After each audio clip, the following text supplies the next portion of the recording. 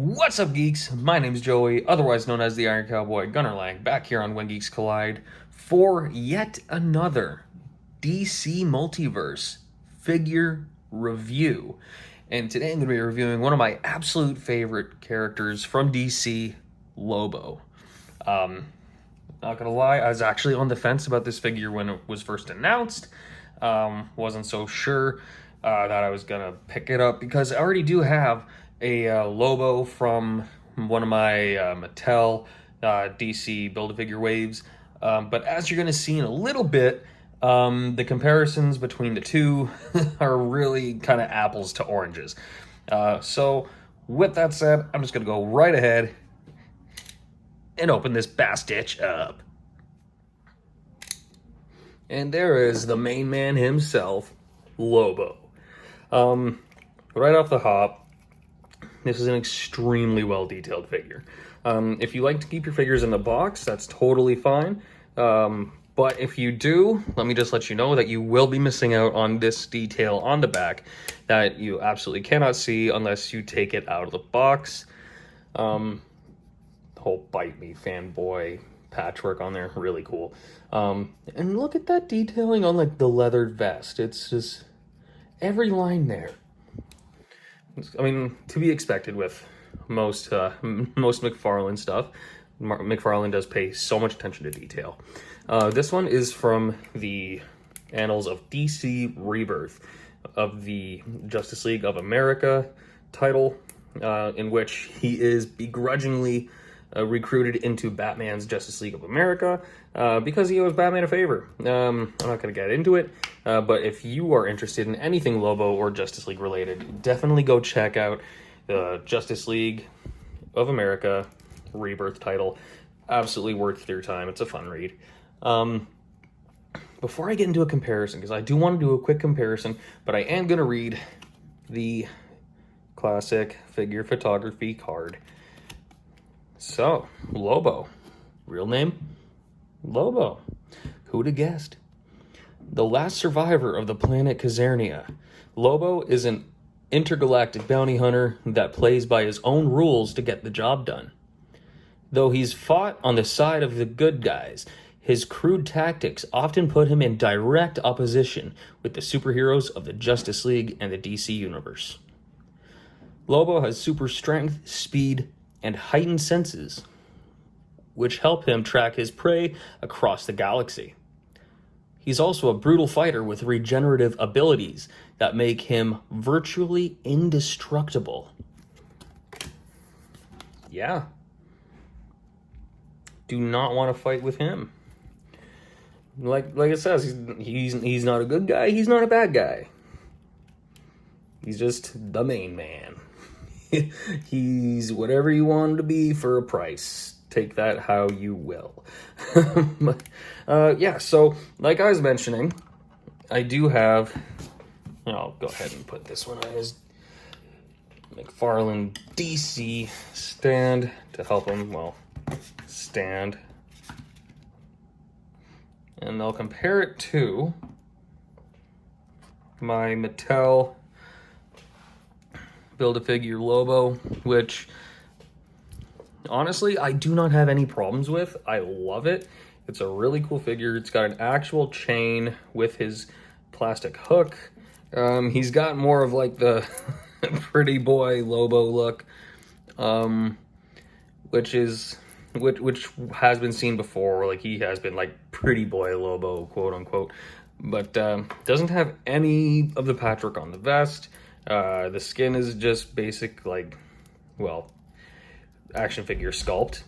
And, yeah, the boots with the knees and skulls, it's all there. All this stuff is there. It's a 6-inch scale, as was standard for Mattel.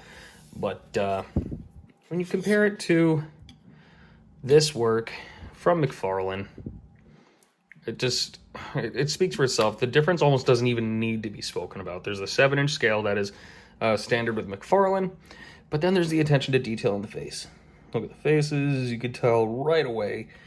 And look at the arms, the skin, the hooks. This size doesn't matter all the time, but in this case, with your chain hooks for intergalactic bounty hunting, I think size really matters. Yeah. I'm going to stop rambling about that, and I'm going to go ahead and put the main man on our 360 device.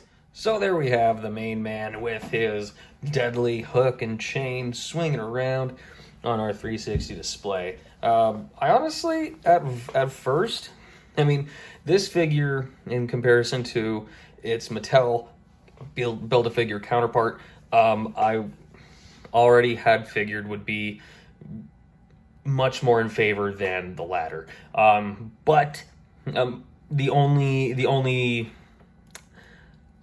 edge I really, before filming this, had given to the Mattel Lobo was the fact that its chain is actually a chain. But now that I'm looking at it like this in posability, I think this one works out so much better for positioning. If you prefer the Build-A-Figure Mattel Lobo, that's absolutely fine. I still think it's an amazing figure, but in my personal opinion, it just doesn't even come close to this version. Let us know in the comments below which one you prefer and why. I would be really interested to find out if your reasons align with mine, or if you have different opinions, and I absolutely love hearing different opinions. But to give this guy a rating, man, it's, I'm not gonna lie, I mean, it's really hard for me to find any reason to not give this guy a 10 out of 10.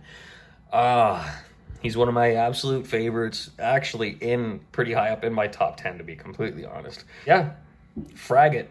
I'm gonna give the main man a 10 out of 10. That's right, 10 out of 10 for McFarlane's Lobo. And fun fact, or rather ball-crushingly disappointing fact, I, before buying this one, had come across a Platinum Edition, and you know how the Platinum Editions lately for McFarlane, in the DC Multiverse category, mostly, are like colorless. Like the repaints are basically no color, and I had to pass it up because I had no money at the time, but I came back for it, and it just was not there, so guess it just was never meant to be. Anywho, like, comment, subscribe. It costs you nothing to subscribe except one Mississippi at a time, and maybe another half Mississippi to hit the notification bell if you liked it enough to want to be alerted for whenever we put out new content, which is almost constantly. But we promise not to spam you. So look us up on Facebook, Instagram, and Twitter. That's When Geeks Collide on Facebook and Instagram, and WGC Network on Twitter, and Anchor.fm for the podcast with all kinds of content. And I just realized in my last video, I forgot to plug, shame on me, I forgot to plug sunsetcrypt.com, the mothership of When Geeks Collide. Absolutely, go check out Sunset Crypt for much more When Geeks Collide good, nerdy content.